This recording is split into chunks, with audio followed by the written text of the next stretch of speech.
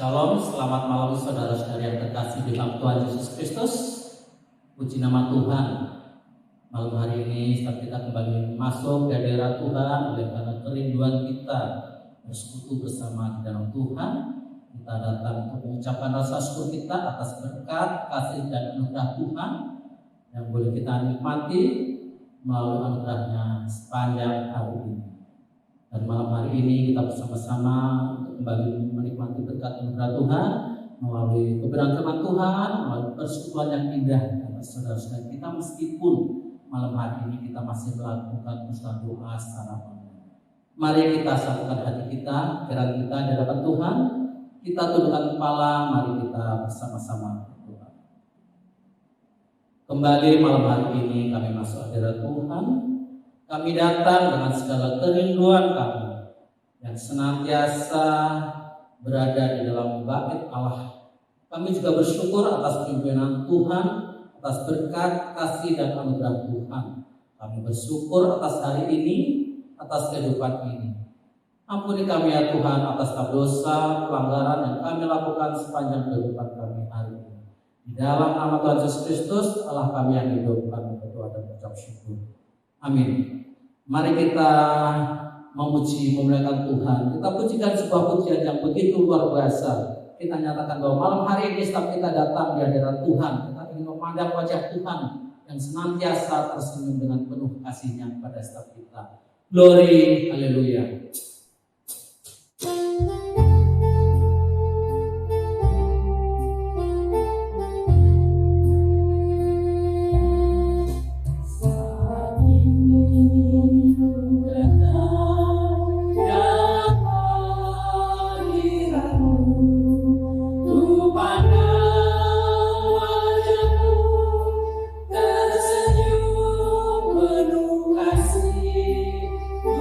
Ucapkan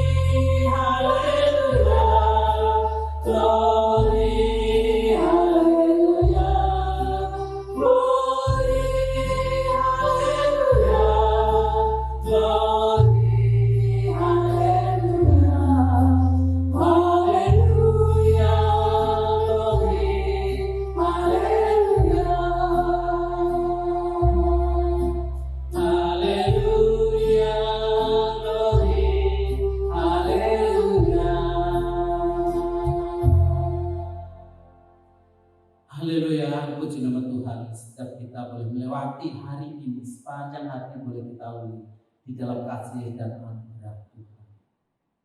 Kita yang hidup di dalam anugerah dan kasih Tuhan, kita senantiasa rindu hidup di dalam hadirat Tuhan. Kita percaya Tuhan berdaulat atas hidup kita. Untuk itu, marilah kita serahkan sepenuhnya diri kita dipakai oleh Tuhan. Dan kiranya Tuhan berkenan menjadikan kita sebagai rumah doanya. Kita mau masuk ajaran Tuhan, kita mau masuk ke dalam doa-doa syafaat kita. Mari saudara, kita bersama-sama kita berdoa sebagaimana doa yang telah ditayangkan atau ditampilkan di layar monitor. Bagaimana yang nanti kita bisa bersama-sama kita doakan bersama keluarga kita. Namun sebelum ini mari kita memuji Tuhan, memuji. Jadikanku rumah doa.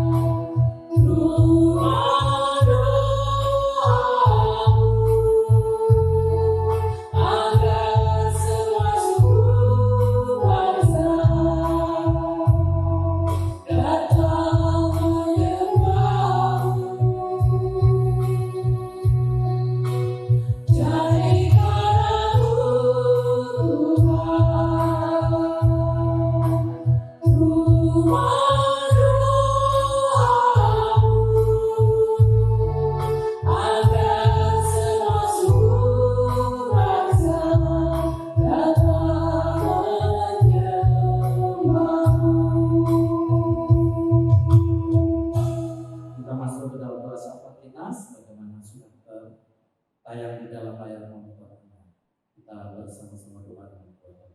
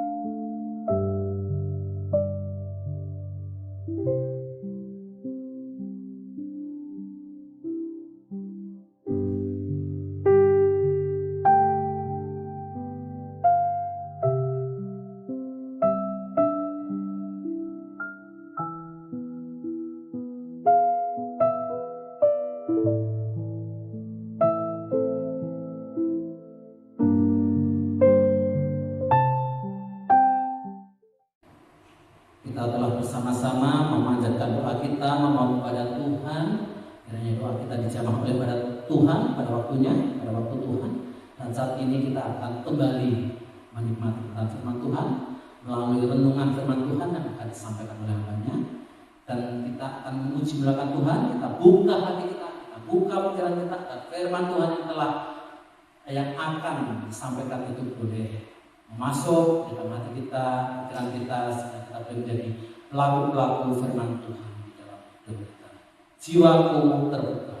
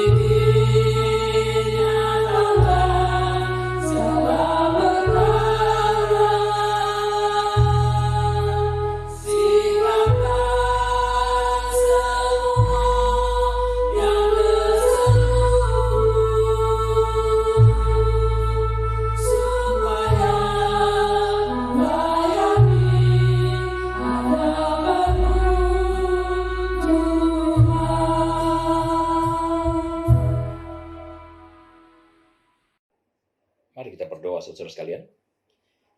Puji dan syukur pada Engkau Bapa yang memberkati kami sampai saat ini. Berkatilah persekutuan doa kami. Dan sekarang kami akan belajar lagi dari firman-Mu. Mohon Tuhan memberikan Roh Kudus menuntun kami. Di dalam Yesus kami memohon. Amin. Saudara sekalian, shalom. Saya pikir tidak ada suami yang tidak senang jika ia ditaati oleh istrinya. Semua pria berharap agar istrinya melakukan Efesus pasal 5 ayat 22 hingga 24 yang berkata, "Hai istri, tunduklah kepada suamimu seperti kepada Tuhan. Karena suami adalah kepala istri, sama seperti Kristus adalah kepala jemaat. Dialah yang menyelamatkan tubuh. Karena itu, sebagaimana jemaat tunduk kepada Kristus, demikian jugalah istri kepada suaminya dalam segala sesuatu."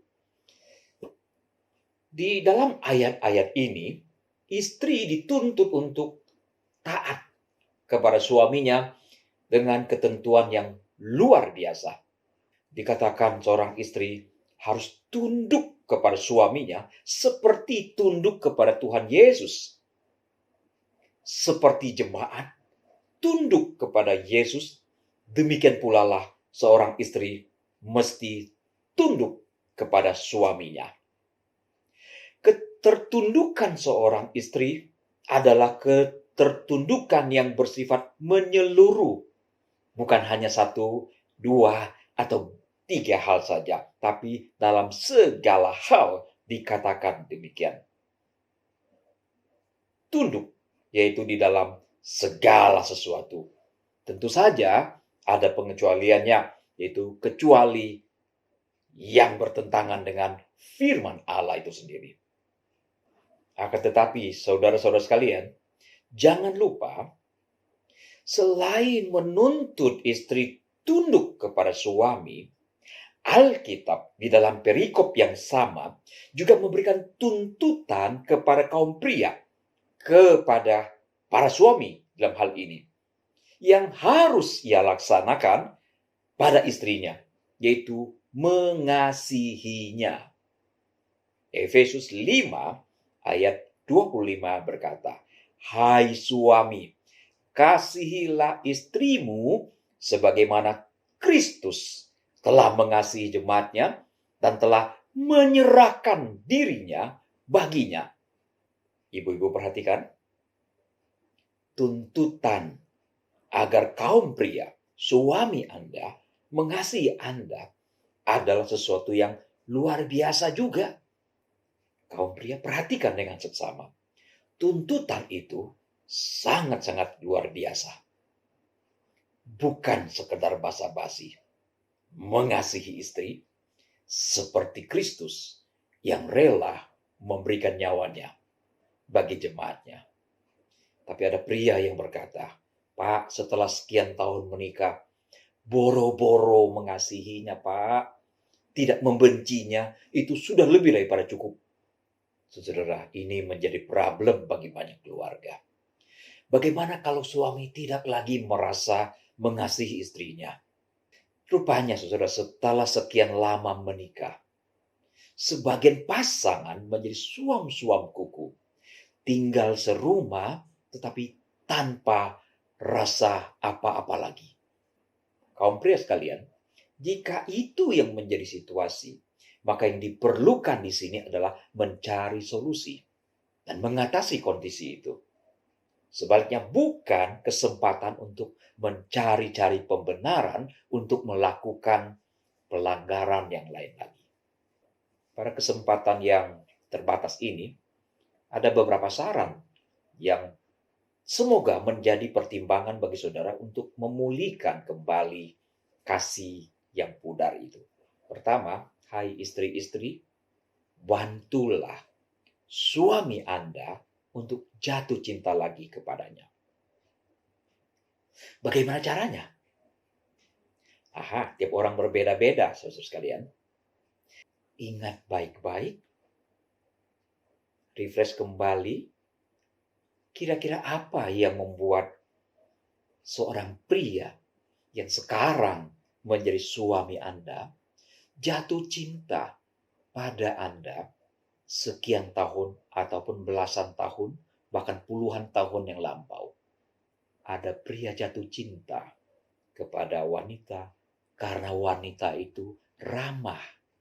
Kalau itu yang menyebabkan suami Anda jatuh cinta, sekarang pertanyaannya, apakah engkau ibu-ibu masih ramah kepada dia?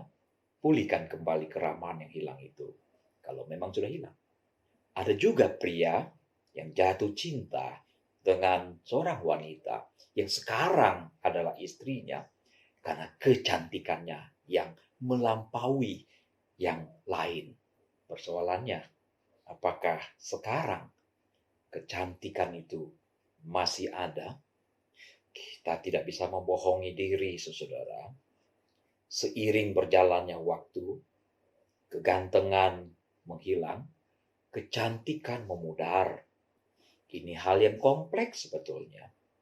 Ada ibu yang berkata, kalau mau istri cantik, suami harus keluarkan ongkos dong. Mau istri cantik tapi pelit, mana bisa? Betul juga ya, bapak-bapak.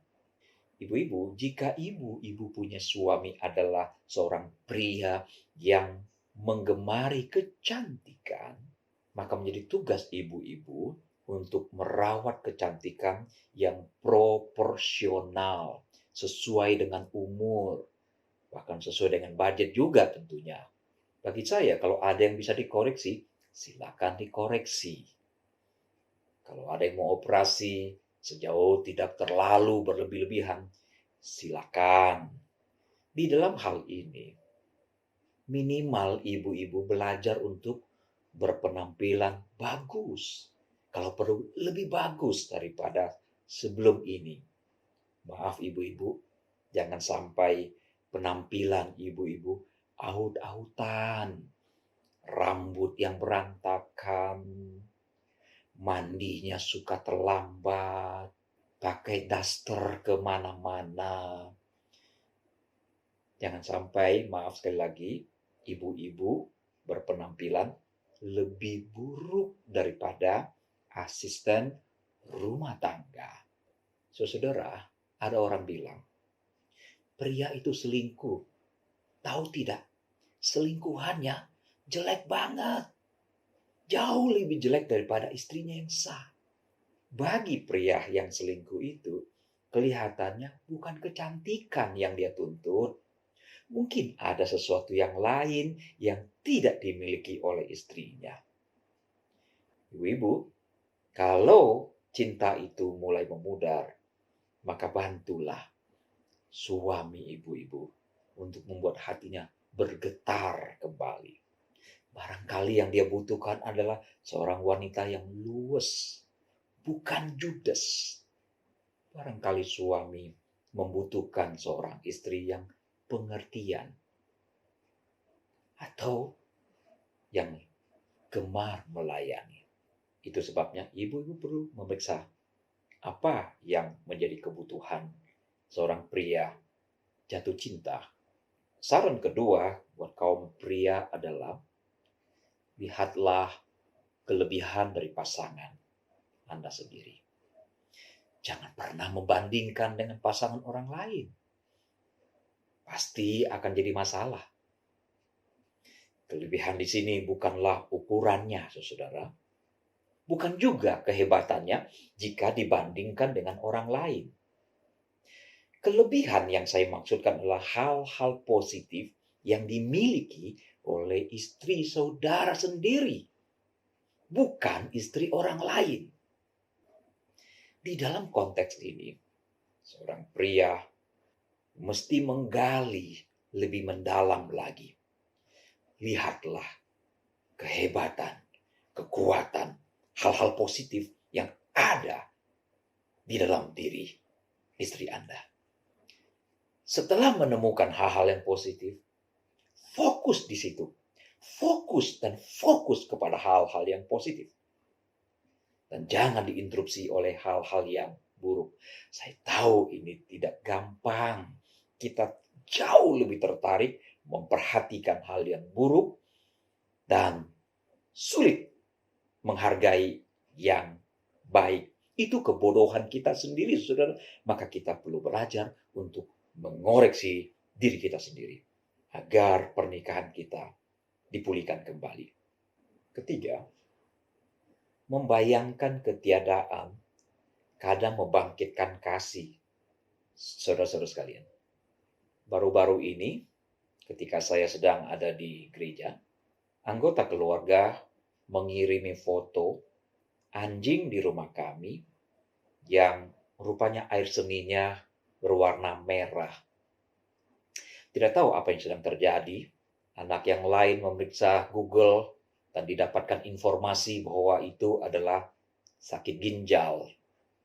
Setelah melihat realita itu, membayangkan anjing yang kadang-kadang menyebalkan karena berkali-kali tidak disiplin di dalam membuang air, saya menjadi kasihan kepada anjing itu. Membayangkan dia sakit, membayangkan dia menderita, dan membayangkan anjing itu yang telah bertahun-tahun bersama dengan kami dan kemudian harus mati. Timbul rasa sedih, dan setelah pulang ke rumah, saya berusaha untuk bersikap lebih manis lagi kepada anjing itu.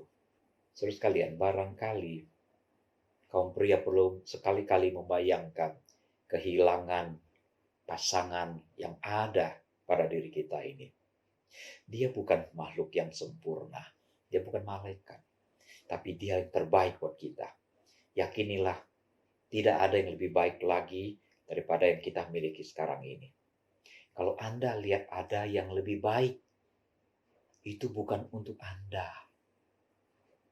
Kalau saya lihat ada yang lebih baik di luar sana, itu bukan buat saya.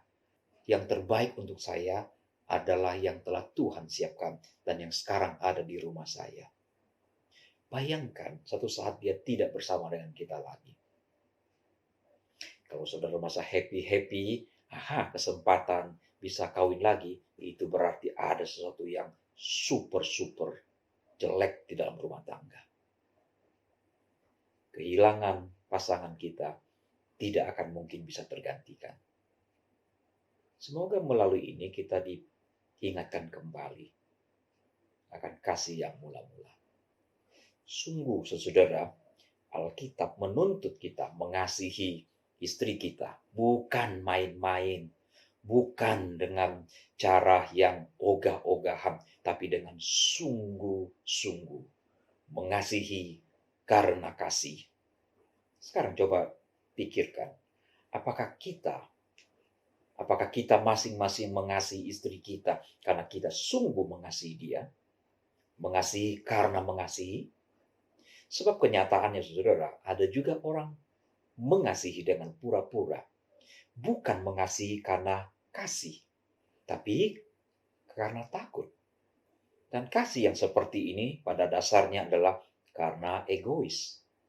Mari saya perlihatkan sebuah video pendek untuk saudara simak. Video ini sedikit keras, 2 menit. Bagi anak-anak silakan tutup mata sejenak. Bagi saudara yang tidak suka dengan kekerasan, boleh skip 2 menit untuk kembali menyaksikan khotbah ini. Anh phải xì mà treo đi như thế rồi phải là cha có cha lỗi con có cha你好你就不要骂你啊去把这过来lỗi con ao phi hồ ta ao phi hồ ôi ôi cho ai à hồ lại á ao phi à đúng không nhà bếp cũng không nhà bếp cũng không chấm đi chút để chấm mà không để chấm mà không nhà mẹ cũng không nhà mẹ đi cũng không nhà mẹ đi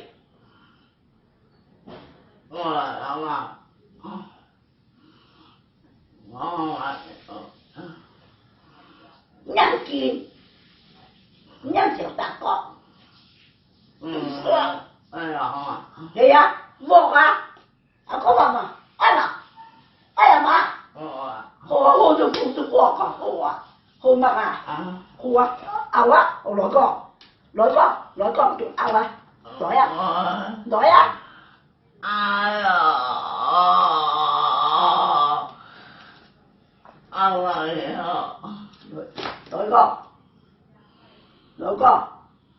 á chạy ba lỗi á có một chạy mà lỗi á mà tên gì mình à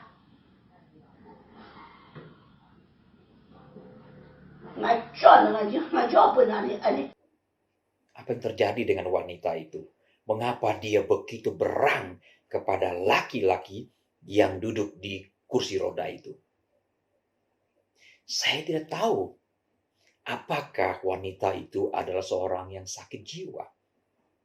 Beberapa tahun yang lampau juga ada istri selisih 30 tahun lebih yang memukul suaminya dengan stick golf. Dan istri ini dibawa ke rumah sakit jiwa untuk diperiksa kejiwaannya.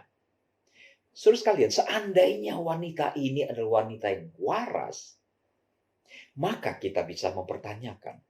Dan kalaupun laki-laki yang sakit stroke itu adalah suaminya, kita bisa memastikan bahwa pria ini sebelumnya sangat-sangat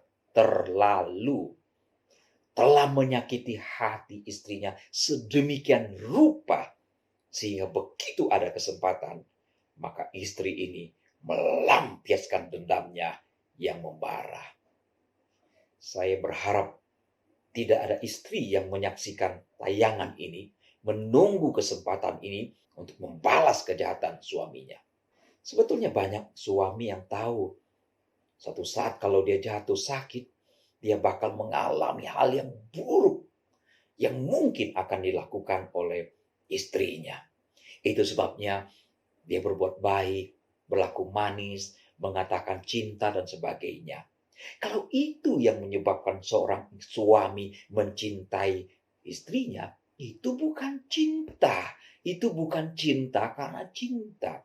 Itu cinta karena takut. Itu bukan cinta sebenarnya, tapi sebaliknya itu adalah egois. Perhatikan dengan seksama kaum pria, kita dituntut untuk mengasihi istri seperti Kristus mengasihi jemaatnya dan yang telah menyerahkan nyawanya untuk jemaatnya. Ini bukan cinta yang sekedar lip service, bukan cinta asal-asalan.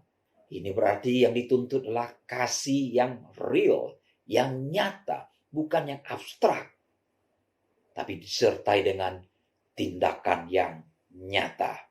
Saya tahu kita masih lemah di dalam hal ini. Kadang kita hanya bilang cinta di mulut, tapi kelakuan kita masih jauh. Hari ini firman Tuhan mengingatkan kita. Saudara sekalian, ada pria Kristen yang mempunyai prinsip yang sangat-sangat jempolan. Sekalipun rumah tangga ada masalah, tetapi dia bersikeras. Apa yang telah dipersatukan oleh Tuhan tidak boleh dipisahkan oleh manusia. Saya salut dan saya dukung prinsip ini. Ini prinsip pengajaran Alkitab. Tapi yang harus dipertanyakan oleh kaum pria yang sama adalah apakah perilaku keseharian dari orang ini sesuai dengan prinsipnya?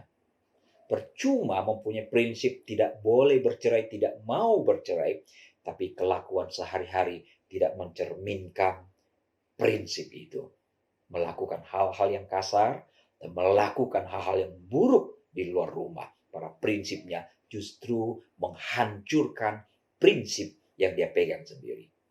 Seorang suami Kristen dituntut untuk mengasihi istrinya seperti Kristus yang rela berkorban. Mari kita ingat-ingat yuk. Pengorbanan apa yang telah kita berikan buat istri kita tercinta? Bulan Agustus 2013, di Amerika ada sepasang suami istri yang mengalami sebuah peristiwa.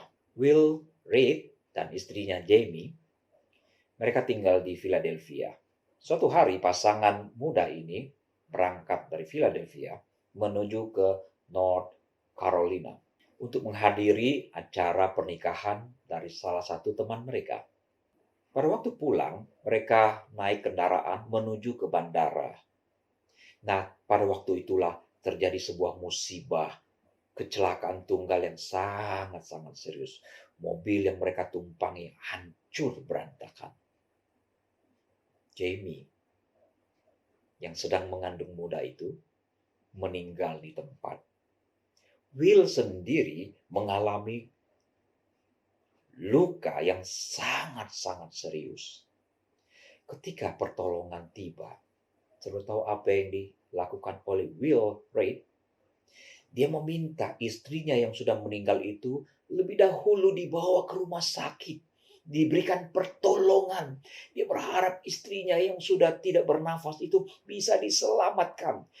Reid menangis, memohon kepada tenaga medis agar istrinya dibawa dahulu ke rumah sakit untuk mendapatkan pertolongan. Ia berteriak agar istrinya segera diselamatkan, walaupun kondisinya sangat-sangat serius. Sayang saudara, sesaat kemudian Will menyusul istrinya meninggal. Saudara, sepenggal kisah yang mengharukan ini. Jika kita diperhadapkan dengan situasi seperti ini, siapa? Apakah kita siap berkorban seperti Will Reid?